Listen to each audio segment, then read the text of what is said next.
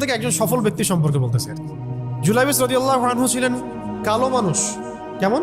একটু কালো, খুব উচ্চ বংশের না, ঠিক আছে, খুব উচ্চ বংশের না, খুব সুদর্শন না, খুব লম্বা না, খাটো টাইপের মানুষ, একটু বেটে টাইপের মানুষ। টাকা পয়সা একদমই নাই, একদমই টাকা পয়সা নাই, বংশমর্যাদা এই সব দিক থেকে তাকে আন্ডার স্টিমেট করা হয় আর কি।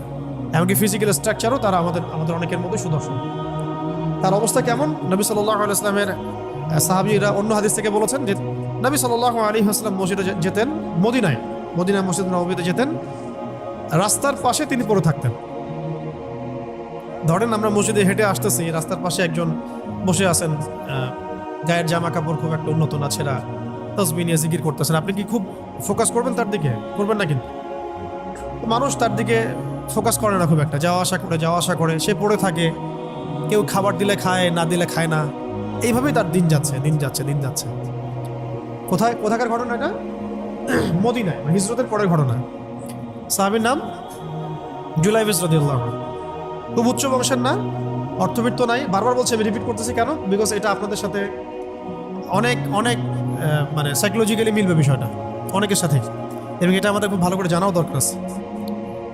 একদিন নবী সাল্লাল্লাহু আলাইহি ওয়াসাল্লাম তাকে বললেন যাওয়ার সময়, হে জুলাইবিস, তুমি কি বিয়ে করবা? প্রশ্নটা কি?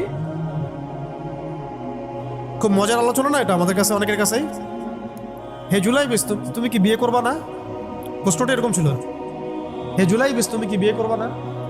উনি তো আকাশ থেকে পড়লেন, ইয়া রাসূলুল্লাহ, আমাকে কে বিয়ে করবে? আমার না আছে চেহারা সুরত, না আছে আমার বংশমর্যাদা, না অর্থবিত্ত, আমি কিভাবে বিয়ে করবো? কে মেয়ে দিবে আমাকে? কে আমাকে মেয়ে দিবে? তো ওদিন নবী সাল্লাল্লাহু আলাইহি ওয়াসাল্লাম চলে গেলেন, কিছু বললেন না। পরের দিন আবার বললেন, ইয়া জুলাইবিস, আলা তাতাজাওয়াজ, তুমি কি বিয়ে করবা না? একই উত্তর, ইয়া রাসূলুল্লাহ, আপনি গতকালকে এক কথা বললেন, আবার বলতেছেন বিয়ে করবেন, আমাকে কে বিয়ে করবে? তৃতীয় দিন নবী সাল্লাল্লাহু আলাইহি ওয়াসাল্লাম আবার বললেন, আলা তাতাজাওয়াজ ইয়া জুলাইবিস, তুমি কি বিয়ে করবে না হে জুলাইবিস? তিনি এবার বলছেন, আপনি কি আমার সাথে রসিকতা করতেছেন? আমাকে কে বিয়ে করবে? তো নবী সাল্লাল্লাহু আলাইহি ওয়াসাল্লাম বললেন যে অমুক আনসারী সাহাবীর বাসায় যাও। অমুক আনসারী সাহাবীর বাসায়, আনসারী সাহাবী কারা? যারা মুহাজির সাহাবীদেরকে আশ্রয় দিয়েছেন। অমুক আনসারী সাহাবীর বাসায় যাও, সেখানে একজন বিবাহযোগ্য নারী আছে, মেয়ে আছে, তাকে গিয়ে বলো যে আমি রাসূল সাল্লাল্লাহু আলাইহি ওয়াসাল্লামের পক্ষ থেকে আমার বিয়ের প্রস্তাব নিয়ে আসছি। তিনি গেলেন, যাওয়ার পরে বললেন যে আমাকে প্রস্তাব সহ পাঠানো হয়েছে। মেয়ের বাবা আর মায়ের রিয়াকশন ছিল অনেকটা সাধারণত যা হয় তেমন আর কি।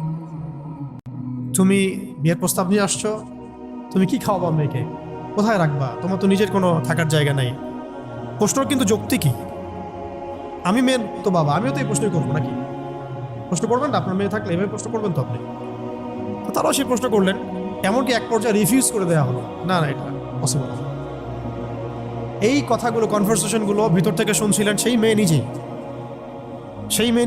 আনসারী সাহাবী, মদিনার আনসারী মেয়ে। মদিনার আনসারী মেয়েরা কিন্তু অনেক সুদর্শন, তৎকালীন সময়কার উচ্চ বংশের সুদর্শন, খুবই এলেম বলা হতেন তারা, হিপস ক্ষমতা খুব থাকতো, খুবই জজবাওয়ালা, মানে জিহাদের মাঠে একদম যুদ্ধ করেছেন তারা একদম। নবী সাল্লাল্লাহু আলাইহি ওয়াসাল্লামের আশেপাশে ছিলেন। উহুদের সময় একজন আনসারী সাহাবী ছিলেন, মহিলা সাহাবী, উম্মে আমারা তীর ছুঁড়েছেন নবী সাল্লাল্লাহু আলাইহি ওয়াসাল্লামের পাশে।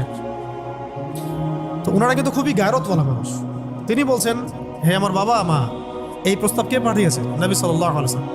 যে প্রস্তাব রাসূল পাঠিয়েছেন সেটাকে কিভাবে তোমরা ডিনাই করো? আমি জুলাইবিসকে বিয়ে করবো। কে বলছেন এটা? আপনি পুরা সিস্টেম খুঁজে এরকম একটা আনসারী সাহাবীর মতো মেয়ে আমাকে দিতে পারবেন? ইল্লা মাশাআল্লাহ, হইতে পারে ইল্লা মাশাআল্লাহ। তো ওই মেয়ে নারী সাহাবী, তিনি রাজি হলেন। এবার শোনেন, এবার বিয়েও হলো, মাশাআল্লাহ, বাসর হলো, এবং সকালবেলা আওয়াজ হচ্ছে, মদিনার চারপাশে এলান হচ্ছে যে হে মুসলিমরা, সবাই বের হও, ইহুদিদের সাথে যুদ্ধে আমাদেরকে খায়বারে যেতে হবে। ইহুদিদের সাথে যুদ্ধে আমাদেরকে খায়বার আক্রমণ করতে হবে। নবী সাল্লাল্লাহু আলাইহি ওয়াসাল্লাম তোমাদেরকে আদেশ করেছেন। এটা কিন্তু হুদাইবিয়া সন্ধির পরের ঘটনা। আর ইহুদিদের সাথে আমাদের বেশ কয়েকটা যুদ্ধ হয়েছে, বনু কুরাইজার সাথে, বনু কাইনুকার সাথে, বনু নাজিরের সাথে, এবং ফাইনালি খাইবারে এদের সাথে। তো জুলাইবিস রাদিয়াল্লাহু আনহু বের হয়ে গেলেন যুদ্ধের জন্য। এবং খায়বারের যুদ্ধ হলো, খায়বার অবরোধ করা হলো এবং খায়বার যুদ্ধের বিশাল হিস্ট্রি আছে, আপনারা পড়ে নিয়েন, লম্বা কথা। এই খায়বার দুর্গ জয় হয় এবং এই দুর্গ পুরো জয় করতে, সবগুলো দুর্গ জয় করতে মোট 12 থেকে 16 জন মুসলিম সাহাবী শহীদ হন। 12 থেকে 16 জন বা 18 জনের মতো, এই ফিগার এইটুকুর মতো, 12 থেকে 16 বা 18, এতটুকু এত কম সংখ্যক সাহাবী শহীদ হয়েছেন খায়বার যুদ্ধ জয়ে। আর ইহুদিদের তো বহু ইহুদি মারা গেছে। এবং খায়বার বিজয়ের পরে মুসলিমদের আর্থসামাজিক যে অবস্থান, মানে টাকা পয়সা, ল্যান্ড, গনিমতের মাল প্রচুর বেড়ে গেছে। এখন নবী করিম সাল্লাল্লাহু আলাইহি ওয়াসাল্লাম শহীদদের লাশ তালাশ করছে, কোথায় কোথায় শহীদরা আছে, তাদের মানে কবরস্থ করার প্রসেসিং হবে। উহুদ যুদ্ধেও তো হয়েছে না, ওই রকমই প্রত্যেকটা যুদ্ধেই তো এটা হতো। লাশগুলো তালাশ করতে করতে করতে করতে করতে একটা কর্নারে গিয়ে তিনি দেখলেন সেখানে জুলাইবিস রাদিয়াল্লাহু আনহুর লাশ পড়ে আছে। কার? জুলাইবিস রাদিয়াল্লাহু আনহুর লাশ পড়ে আছে, যার ব্যাপারে আমি গল্পটা বলছি আর কি। এবং তার গায়ে অসংখ্য তরবারের দাগ, ক্ষতবিক্ষত অবস্থা, এবং তার আশেপাশে মোট 1 2 3 4 5 6 7 8 9 জন ইহুদির লাশ পড়ে আছে। ছোট সাহাবী, বলেছি আকৃতিতে ছোট, খুব উঁচু বংশের না, অর্থ সম্পদ কম, দেখতে সুন্দর না। গতকাল বিয়ে করেছেন, কেউ তাকে বিয়ে দিতে যাচ্ছিল না। তার এক পাশে কয়জন ইহুদির লাশ? তার পাশে আমার 9 জন ইহুদির লাশ পড়ে আছে, মাঝখানে তার লাশ ক্ষতবিক্ষত অবস্থায়।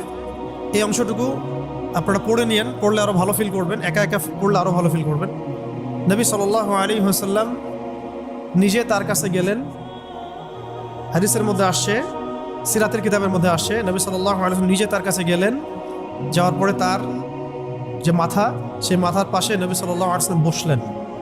বসার পরে নিজের হাতে জুলাইবিস রাদিয়াল্লাহু আনহুর চেহারা থেকে এরকম করে ধুলাবালিগুলো সরানো, নবী সাল্লাল্লাহু আলাইহি ওয়াসাল্লাম তার গা থেকে রক্তগুলো আমাদের নবী সাল্লাল্লাহু আলাইহি ওয়াসাল্লাম মুছলেন, আদর করলেন, চুলগুলো ঝাড়লেন। দৃশ্যটা চিন্তা করেন, তার চুলগুলো তিনি ঝাড়তেছেন, চেহারা থেকে রক্তগুলো মুছতেছেন। কে? নবী সাল্লাল্লাহু আলাইহি ওয়াসাল্লাম তার চেহারা ধুলাবালিগুলো মুছতেছেন।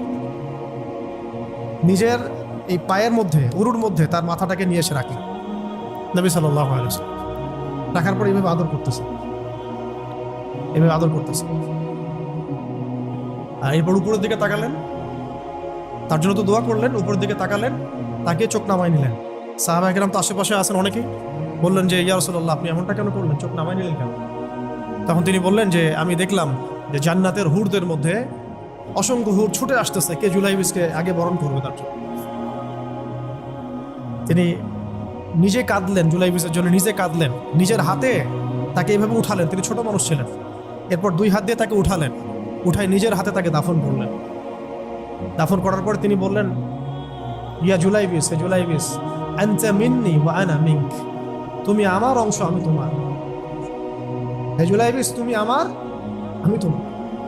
হে জুলাইবিস, তুমি আমার, আমি তোমার। এই কথাটা বললেন কে? নবী সাল্লাল্লাহু আলাইহি ওয়াসাল্লাম। কারণ আপনাদেরকে আমি সাফল্যের মানদণ্ড কিভাবে বোঝাবো, এর বাইরে কোনো ভাষা নেই আমার কাছে। সাফল্য বলতে কি বোঝান? এই সিস্টেম সাফল্য বলতে কি বোঝায়? এই ওয়ার্ল্ড অর্ডারটা সাফল্য বলতে কি বোঝায়? এই বস্তুবাদী জগৎটা আমাদেরকে সাফল্য বলতে আসলে কি বোঝায়? সাফল্য বলতে বোঝাচ্ছে ঈমান।